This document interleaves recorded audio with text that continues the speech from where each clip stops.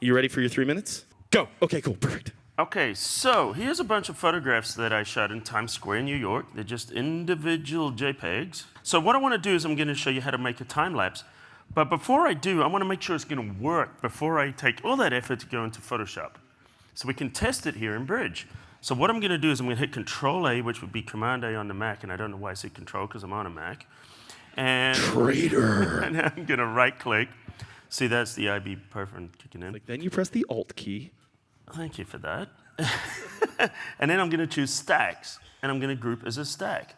So we put everything together in one stack, so all those photos are there, but I can't see it. It's too small, so let's make it bigger.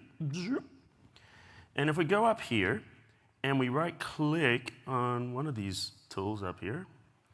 Do you need your other glasses? No, we're good. Here we go. Yep. And see what I'm doing here is I'm playing this back. Oops, let's not hit the escape button. All right, so it looks like that's going to work. Everything is working, and if it wasn't going to work, we would have had an issue by now, and that's always a good thing. All right. So what I'm going to do is I'm going to jump now into Photoshop with half of my time gone, and I'm going to create a new document, and I'm just going to do this so I can get out of that window. And now what we're going to do is we are going to open. You're the only person I've ever seen do a 3-minute max with his left hand in his pocket the entire time. I don't know if that's cool or awkward, but we're going to just... Okay. Do you know quick keys, bro? Just.